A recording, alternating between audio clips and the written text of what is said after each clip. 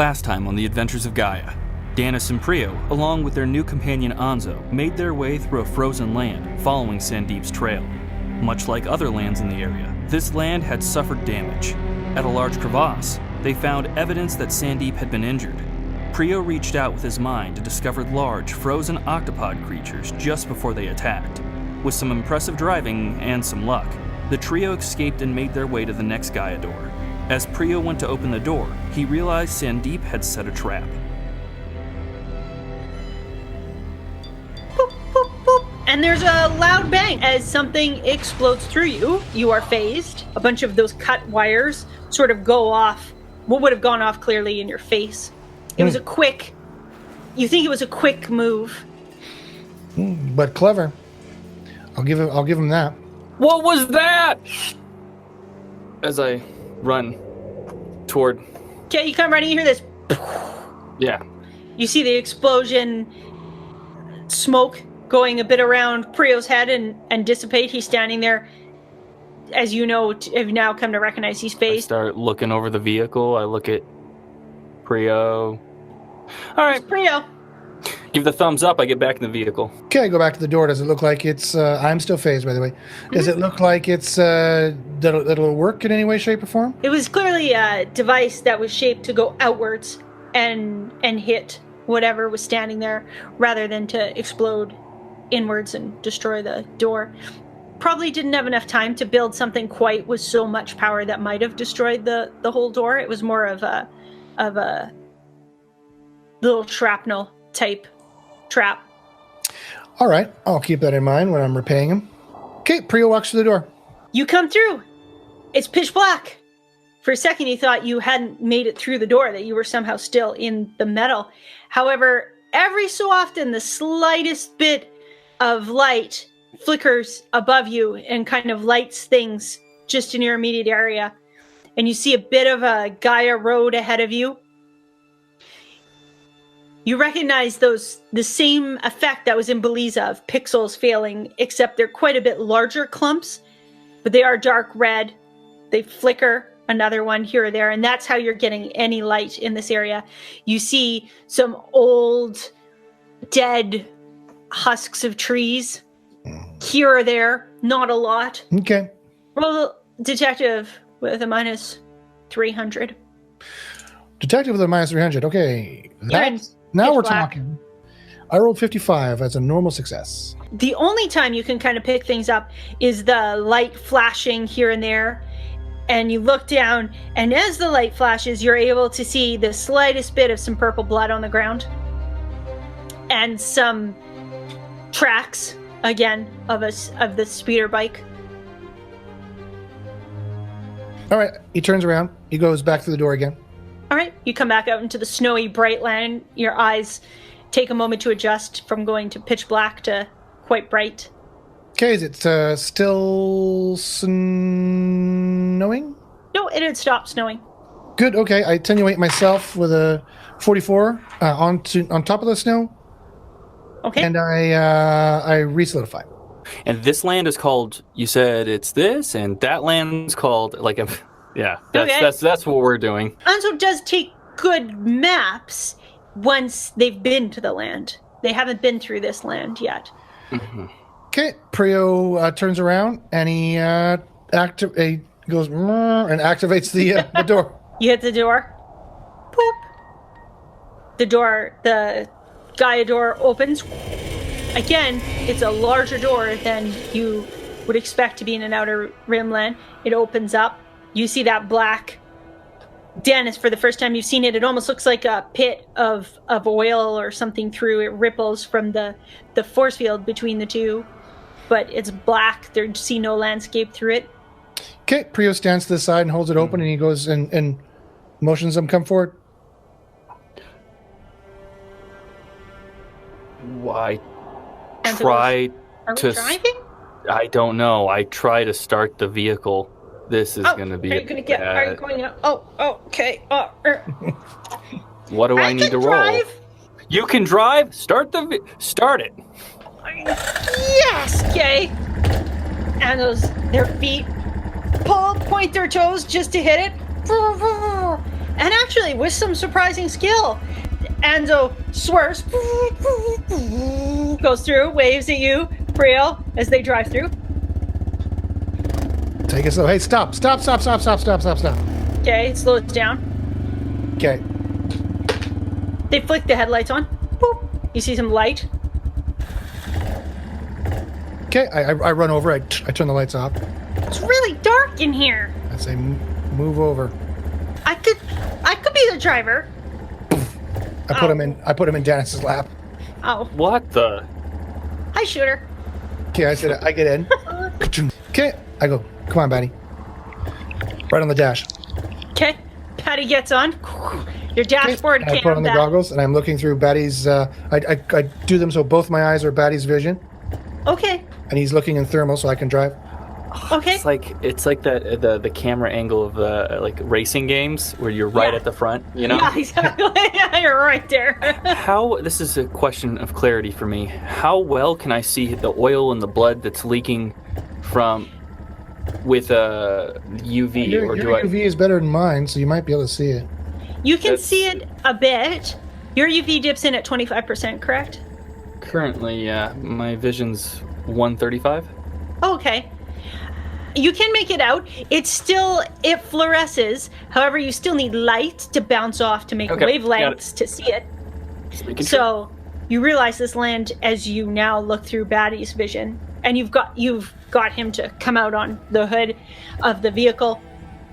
And you see that the ground is quite hard. It's actually almost a mixture of clay and perhaps a hardened clay and water, so that there's almost nothing on it.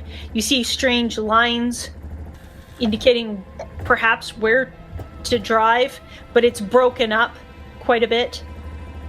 The only thing you do catch are the patches. Once you get quite close, you can catch patches of UV or blood.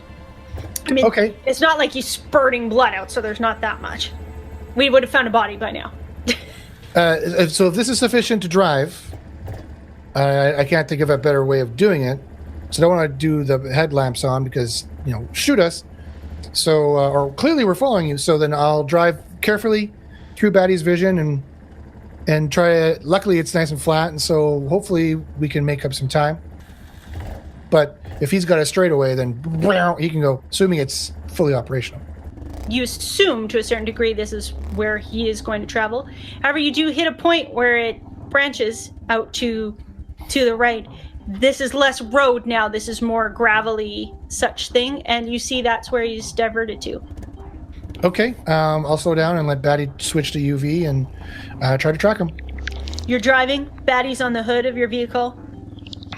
You've pulled off onto this slightly more gravel road where you've caught the tracks of Sandeep's vehicle. You've left that much more paved, seeming almost more civilized type road, even though it's broken up. It's so dark in here. What the hell is he doing off the road? I can't even see a road as I squint, right? Because you don't have the headlamps on. You have Batty, right? So I can barely see anything. I got Batty vision. The only thing you see, Danus, is when the pixels above in the Gaia dome, if a bunch of them happen to flicker at the same time, it does light it up significantly. Oh, beautiful, like a lightning storm over there. Yeah, exactly. Nothing strange in Gaia. This is the way it is. Your companion seems to have nodded off. They're sleeping. What you do notice is that there's still some fluid leaking, and because Batty's not flying, you're only getting the vision straight close to you. You do, as the lightning happens, you start to see strange tall towers lit up by the light here and there. They're huge, and that trail of UV and blood and mechanical oil seem to be headed to, there's quite a large one dead in front of you. And as the light flickers, you see maybe some buildings or something around about it. How long has it been since we've slept, out of curiosity? quite some time. Quite some time. How's Pryo doing? Is he nodding off at the wheel because we're in such a dark environment, or is he? Ooh, roll metabolic rate. Well, I can't see anything. Am I gonna fall asleep? Now, you have been eating the Gaia crystals and the Gaia rations, which do replenish you to a certain degree. And you had eaten a bunch of the food at the Priory, which also seemed to give you quite a boost. However, it has been quite a long time. Prio's metabolic rate is 255. Worst. I roll 38. That's a critical success. Worst co-pilot ever. Oh, I've got 105 metabolic rate. I've got a 32 for a success. You feel that urge to nod off, but you you kind of shock yourself with adrenaline, and particularly Pryo, but you both are focused on the mission. You do realize that you will be in need of a sleep. Catch 'em, shut-eye. I've got this. You got it. And then I'll nod off. Rule number 6.3. Grab some shut-eye when you can. I wonder where I heard that before. You're driving along, and Batty sees more UV and more blood and stuff ahead. And you're starting to now, you can fully see you've come up to this town of sorts around this giant metal structure. It goes far, far into the air as you're coming up in Batty's vision. He has telescopic, so he can zoom in and out. It's a huge, it looks like it's covered itself in Gaia metal. What the hell? I stop a few clicks outside of town. Okay. Wherever distance I think is close enough to get a good view, but maybe within about a kilometer of the town. Okay. Then I turn off the engine. And I go, I have Batty take a big scout around, and I just sit there and watch. Okay. Let my two sleeping beauties get some more rest before we go towards the town. Danus continues. Both Danus and Anzo are sleeping. The deep, heavy. Right. You know, the heavier breaths that are. It's just you and me, Batty. What do you see? Batty soars up. He takes quite a high flight and looks around and sees a lot of these, at least 5 of these large metal towers. And as he floats in, you want him to go into town? Yeah, I wanted to do a bypass over town, yeah. He flies over. It's not quite, it is definitely a town would be the way to describe it, if not maybe just a collection of buildings. It's not a huge city per se. The buildings look old. They are covered in grime and dirt. Again, it's a little difficult to see that kind of relief without some light to view it. And there are just quite some tracks here and there, and you do see more of that mechanical oil. And the outline, about 3 or 4 houses into this town surrounding this large tower, you see the not quite a wipeout mark, but where the bike was dropped, and there was quite a bit of fluid there and some blood. And then you notice some other little footprints coming up, and then the 2 sets of footprints and the bike were wheeled away into the town. Is that so? Batty flies around. However, he does not catch sight of any type of thermal anywhere. Okay, so the buildings are pretty thick, or they're underground, or... They're thick. It's quite thick. He can't tell much inside them. Also, the road goes again to a more almost paved nature, so it's hard to see any tracks or anything once he goes back in. So, how long behind them do I think we are? You can't really tell.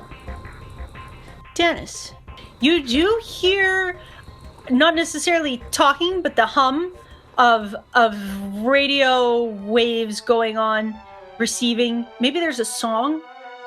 Yeah, it's a song here. Okay.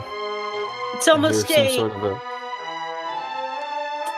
something maybe someone would dance to. Like not a party dance, but a romantic dance. Okay, yeah, I'm asleep. Cool. It actually, in your dream, you're dancing with your sniper rifle with some lady, boy, android. The sniper rifle? No. What way does Danus swing? Is what I'm asking. I believe it would be ladies. However, just with his background, perhaps hasn't spent as much time. Okay. With the lady, you have your sniper rifle. You're showing it off to her as you dance, and this is the scope. You dance. This is. Danus smiles in his sleep. Danus. Please tell me everything about this target building where the two individuals have gone into. Once they hit that paved area, you can't tell too much of where they've gone. You do, however, see the speeder bike outside the door into that large, we're going to call it a tower, metal tower. It's leaning up against there. That is the tower. As Batty comes around, that's the place from the tower. Is the only place that some light is emanating. It's a bit of a green, sort of warm, computery light, to describe it. Sort of light coming out. But you can't see any tracks. You see some UV that you don't recognize in and around this main tower, and a bit around the homes that are derelict around.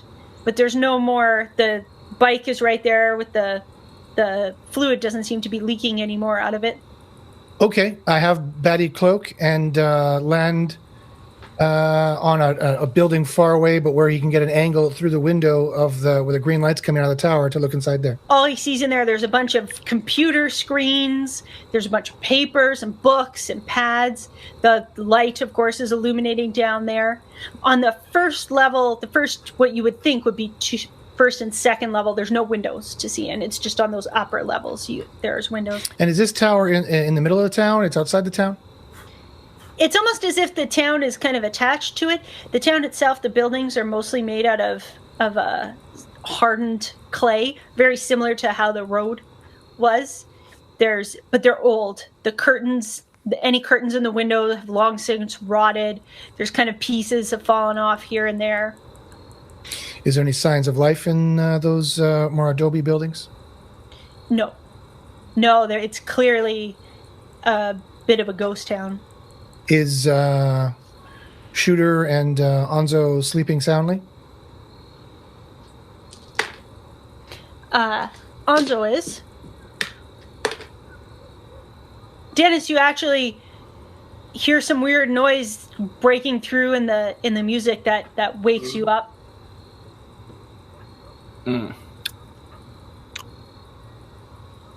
Have a good sleep. How long have I been asleep? Couple hours. Looks like we got ourselves a target. What did you find out? So, are you ready? Yeah, what did you find out? Looks like he holed up inside one of these giant towers. I gave him the goggles. Oh. It's always strange to put on that bat vision, but you look through. You see what I described, these derelict kind of ghost town, the large tower. Okay. All right. How much noise does the button go make? Oh, that's a good question. Oh. Well, you repaired it somewhat. It had avocado rocks growing out of it for a while. Mm-hmm. It is pretty noisy. Okay. I say, all right. I'm going to position myself. I draw the tower. I say, all right, I'm going to position myself here. You position yourself over here. Got it. Okay, here. Put this in. And I hand the little communication device or whatever. Yep. And then I will write a quick little note saying, gone to save the day, be back soon. And I'll stick it to the dash, and I will nice head off. Okay. There's just to describe it, there's just a single road that leads in and leads right through the town. There's the tower. There's about 3-4 4 of those adobe houses kind of close, and a line of 8 on the other side, and that's it. It's not a huge thriving town. There's not a lot going on here. Right. And from Priya's little description there, am I staying further away? Or am I going to recommended you do go to sniper distance, but if you want to be closer and cover me with SMG, it's totes up to you. I would pull out my handy dandy combat sniper. Your nanotech sniper? Nanotech sniper that's going to be quite a bit quieter. I'd like to disable the speeder so that Onzo can't power it up. Oh, okay. Just under the dash, if I just unplug a wire or something, just poof. Sure. Okay. Then I open it up, I close it quietly, and I switch on to half baddie, half me, and I start making a good clip. I start making a beeline towards the town/tower. All right. Very excited to get within reach of my core. You move into the town. Where would you like to position yourself? The speeder bike, the door is right here, and the speeder bike's leaning up against over here. Okay. I'm going to approach on the west side behind those buildings, going straight at the circle. And you see cracks up the clay walls. In fact, you're not entirely sure they are the most stable buildings. This one here seems to have the fewest cracks in it. Okay, we'll gamble with that one. You summon up the nanotech out of your armor. And I start sneaking up, and I have Batty is going to be, if Danus is going to be down there, Batty is just directly across the street from that door on that building there. And he's watching. He'll see if anybody comes out and if anyone walks in front of the windows. And I'm going to sneak up to that bike and take a look at it. All right, you sneak up. Okay. Critical success. You sneak through the shadows. Danus, you see him moving. You're at the bike. What would you like to know? I'd like to roll detective and just check it out, see if it's fixed. Please roll. I get 41 for detective. You are looking at it. Just so you know, you hear some movement in the tower. Movement. Freezes for a second. Batty doesn't see anything coming out. You look at the bike. You can clearly see where it had been broken. A tube had been replaced recently. It looks nicer and newer. And you know that's where some fluids go through. There is nothing on the bike right now, and it is definitely covered in yellow UV of sand deep, along with some purple blood. However, it's not necessarily super fresh. It looks like it's been wiped down. The blood is a bit smeared. It looks to me like the bike is currently operational. Yes. I disable it in a way that I can easily fix it later. All right. I do so quickly. And All right. I whisper, "Good luck getting away from us this time, asshole." +1 for your continued focus on vengeance. Of vengeance. Justice. Justice. All right. I can see the vehicle from not the one Prio's with, but ours, correct? From here? Yeah, it's about a click out, so through your scope you can kind of, see it. Yeah, but I'm not looking for it. I'm just curious in case. I tell Batty to go up and give us an aerial view as high as possible. Batty goes straight up, flying up into the air, and passes that tower. As Batty goes up, it's interesting. There seems to be, it's old tower, and it looks like, if you had to guess, it's part of, or at least it's made out of very old Gaia metal. Looks like it's been here for quite some time. He keeps flying up. He's basically at the almost at the roof of the dome. Just in case this asshole sneaks out the back or tries to circle around us. Or he gets away from one of us and we'll see him running away in thermal. +1 for great planning and using your UAV junker bat. Don't leave home with that one. Okay. With an 8, I phase. I start to scale the side of the tower, much to Danus's probably surprise. Danus isn't the only one. Okay. Go player up the side of the building. Did you roll to attenuate as well? 83, yes. I attenuate and stick my hands right in and actually use the back of my forearms and kind of my shin bones on my legs and stick part of attenuate my molecules so they give some purchase. And I scuttle up like a bug perfectly quietly as well. I'm going to try to peek in one of those top windows you said had green light coming out of it. Yes. Now the windows are on what you're generally thinking are the 3rd and 4th floor, and then they disappear again. That's the only place that has windows. And you scuttle up and you look in and you see, as I described, before. A room, cluttered room with old carpet that's been, you see a chair has been rolled back and forth over it.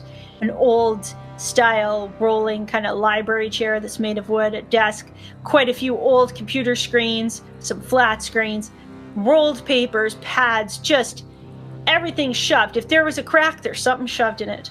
Bits and pieces. You see an old radio on the desk and it's playing this odd song.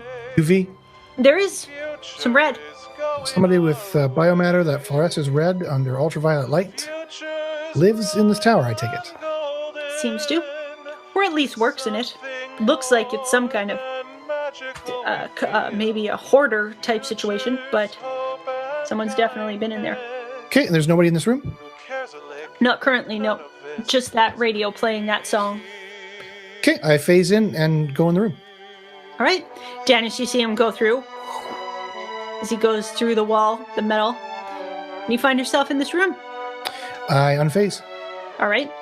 Smells of good cooking hit your nose, which makes your stomach growl. And you start to feel a bit weary and hungry, given how long you've been going. I'll flush them out. Shoot to wound them. Well, to wound Sandeep.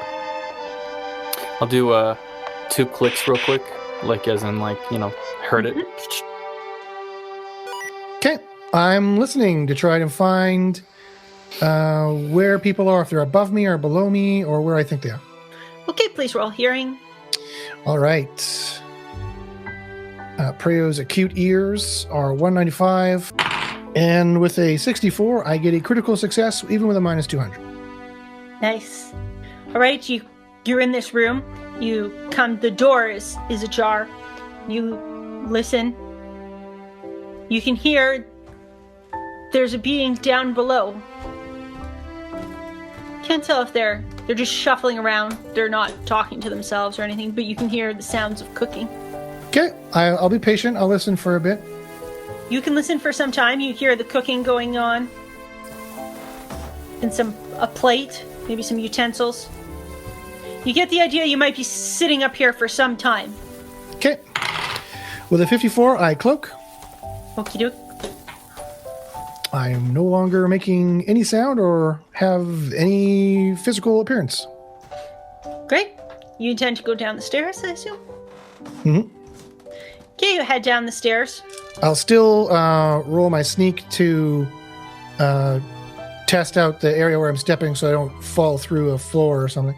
You step out. It seems quite sturdy. And just out of habit, I'll stay behind things and pretty much be moving silently and hiding in shadows at the same time. There, you come out into a hallway from this office space and then go down some metal stairs, and you keep your head low to look before your feet would come out too much. And you see a smaller creature. It's getting some food ready, plating some food. It's got green skin and large, almost as if the pupils are dilated. Large eyes. You hear beeping behind it. You see some pads. UV red. UV's red. They cock his head. I freeze. They've got little goggles they put down. Looks right at you. Smiles. Who else is in here? It's the only being you see. Okay, I become visible then. Being kind of smiles, walks over to the counter, grabs another plate, puts it down.